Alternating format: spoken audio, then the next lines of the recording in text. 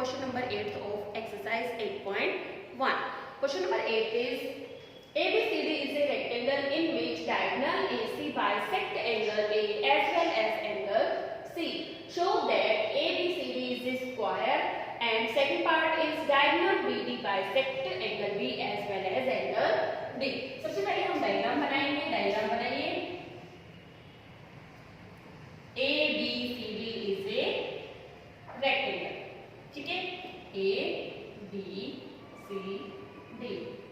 And diagonal AC आपको given क्या है? ये जो डायगोनल AC है वो एंगल A को बाइसेक्ट करता है और के साथ एंगल C को भी बाइसेक्ट करता है. Angle 1 equals to 2 and 3 to 4 ये आपको गिवन है. प्रूफ क्या करना है आपको कि ABCD क्या है? एक स्क्वायर है. गिवन लिखिए. इसमें गिवन क्या है आपको? ABCD is a rectangle, ठीक है, in which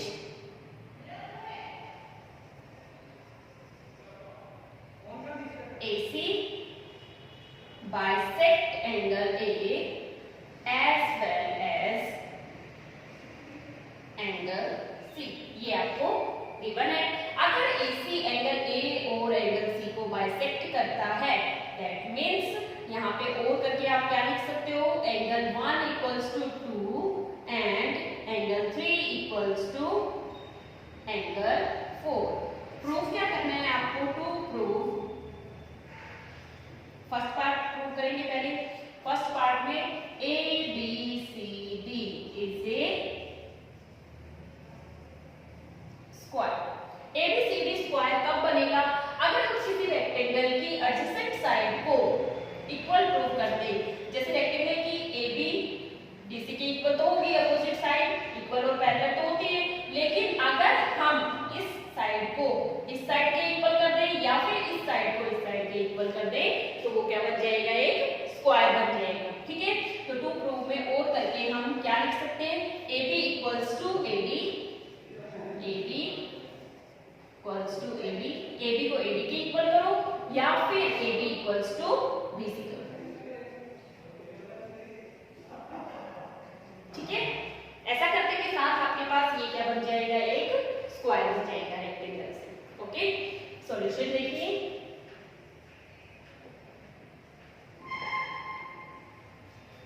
सॉल्यूशन सबसे पहले आपको क्या गिवन है? AB parallel to DC. AB किसके पैरेलल है? DC के पैरेलल है. तो हम यहाँ पे क्या लिख सकते हैं? AB parallel to DC and AC is transversal और AC इसमें क्या है? ट्रांसवर्सल है. दैट मीन्स यहाँ पे क्या होना चाहिए? एंगल 1 किसके इक्वल होना चाहिए? एंगल 4 के. ठीक है. एंगल 1 और 4 इक्वल होने चाहिए. ठीक है. तो हम यहाँ पे क्या लिख सकते हैं? Angle 1 equals to angle 4. कैसे एंगल है? Alternate interior angles. ठीक है. ये आपके पास क्या है? Alternate interior angle. अब 1 तो किसके इक्वल था? 2 के इक्वल था. गिवन में हमने लिख रखा है. अब 1 2 के भी इक्वल है. 1 किसके इक्वल है? 4 के भी इक्वल है. ठीक है. तो इसका मतलब एंगल 1 2 और 4 सभी क्या हैं? इक्वल हैं. तो यहां से हम क्या करेंगे? ये आपके पास है इक्वेशन नंबर फर्स्ट, ये इक्वेशन नंबर सेकंड और ये इक्वेशन नंबर क्या है? थर्ड. ठीक है. अब देखो 1 किसके इक्वल है? 2 के और 1 किसके इक्वल आ गया? 4 के. ठीक है. तो यहां से हम क्या लिखेंगे? Using first and third. First और थर्ड से क्या प्रूफ हो गया आपके पास कि एंगल 1 2 और 4 इक्वल है. Angle 1 equals to angle 2 equals to angle 4. ठीक है. ये सभी क्या है? इक्वल है. 1 2 एंड 4. अब अगर एंगल 2 और 4 दोनों इक्वल इक्वल हैं। देखो आपने क्या कहा, 2 और 4 भी इक्वल है यहाँ से, तो यहाँ पे हम क्या लिख सकते हैं, now angle 2 equals to angle 4। अगर 1, 3 और 4 इक्वल है दैट मींस एंगल 2 और 4 इक्वल है। अगर एंगल 2 और 4 इक्वल है तो इस ट्रायंगल में 2 और 4 के अपोजिट में जो साइड है वो भी आपस में इक्वल होंगी। तो हम यहाँ से क्या लिख सकते हैं, AB equals to BC, side opposite to equal angle.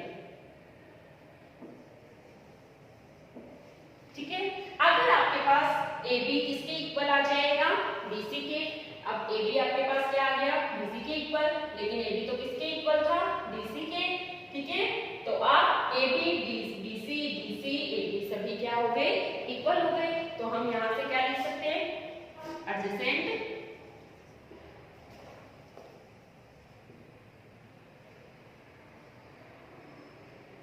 Side of rectangle are equal.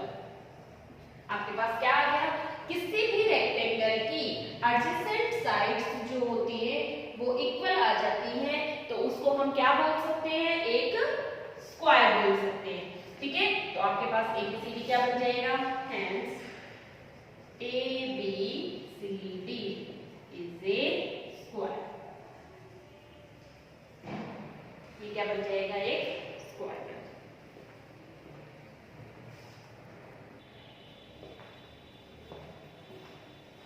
अब हम करेंगे इसका सेकंड पार्ट। ठीक है, सेकंड पार्ट में हमें डायग्राम फिर से बनाना पड़ेगा। ABCD is a square prove हो गया है, ABCD। सेकंड पार्ट के गिवन में हम क्या लेके चलेंगे, ABCD is a square.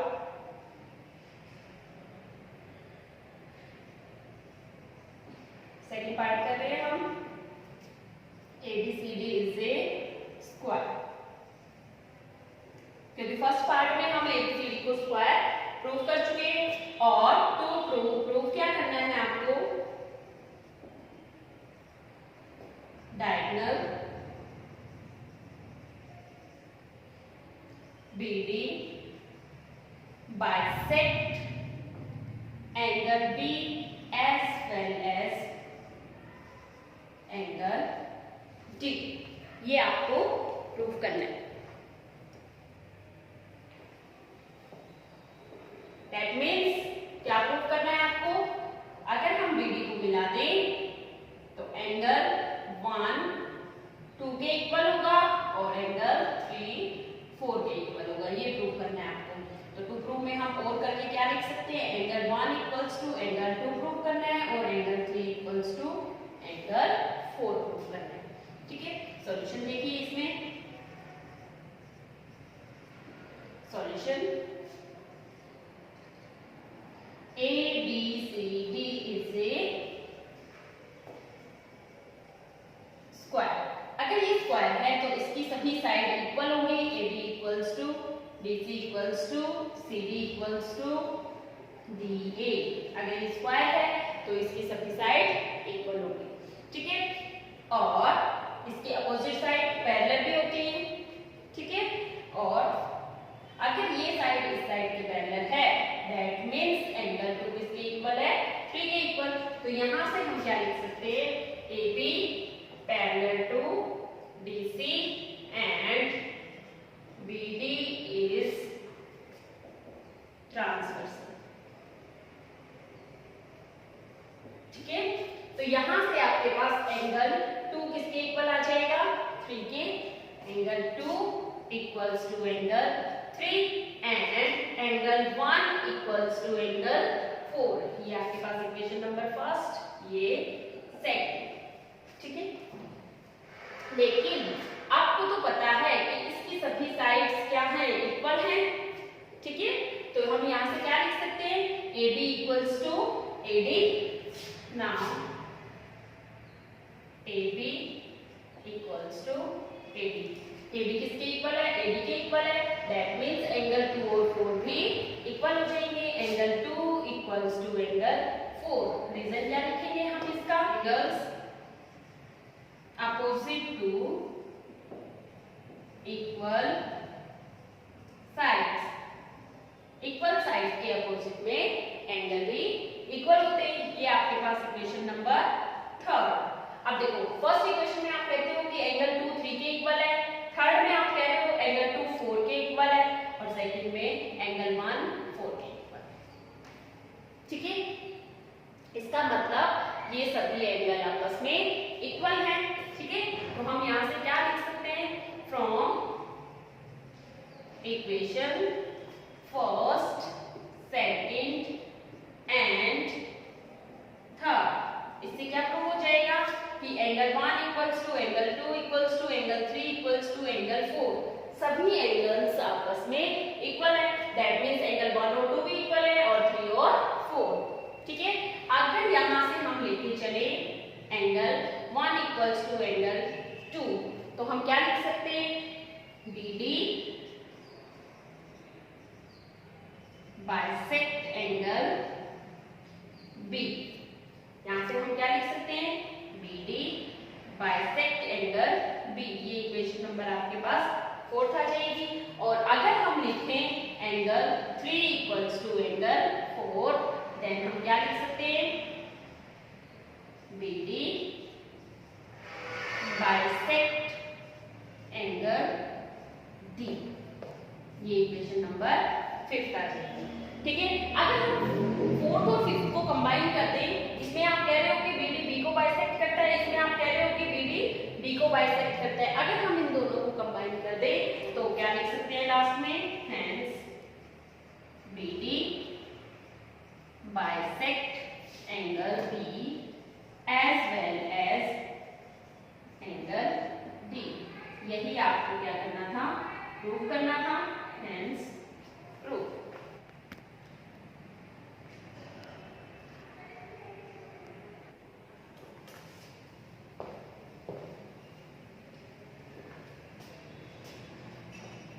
Next question है आपके पास क्वेश्चन नंबर 9।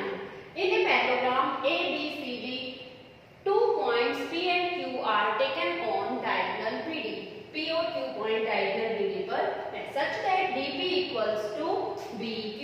DP और BQ दोनों इक्वल गिवन है आपको। Then prove that या show that. गिवन क्या होगा इसमें? सबसे पहले हम गिवन लिखेंगे। गिवन क्या गिवन है आपको? ABCD is a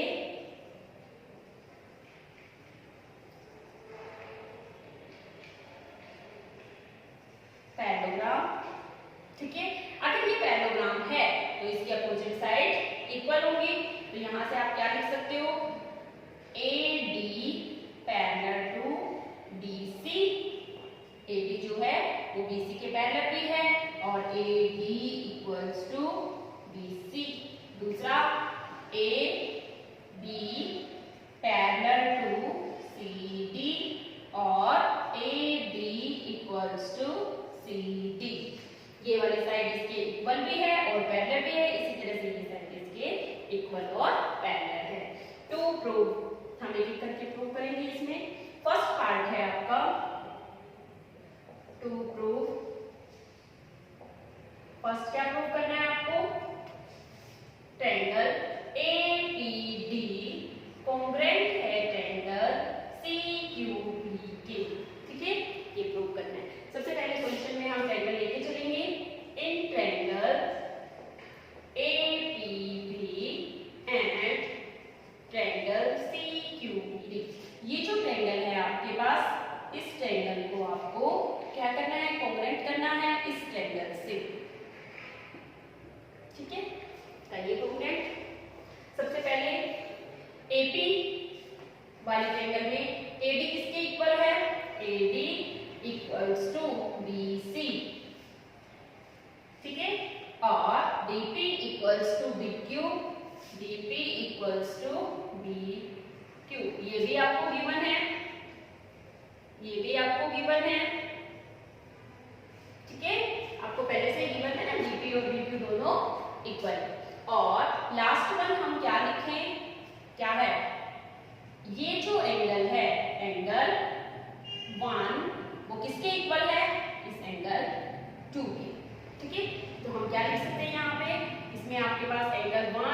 equals to angle 2, alternate interior angle. आपके पास फॉर्मूला कौन सा लगेगा इसमें, by SAS rule triangle APD congruent है ट्रायंगल CQBK। ठीक है, फर्स्ट पार्ट आपका प्रूफ हो गया। अगर ये दोनों ट्रायंगल कॉन्ग्रुएंट हैं तो सेकंड पार्ट आपका डायरेक्टली प्रूफ हो जाएगा। कैसे, इस ट्रायंगल की साइड AP और इस ट्रायंगल की साइड CQ। तो क्या लिखेंगे, AP equals to CQ by CP CT।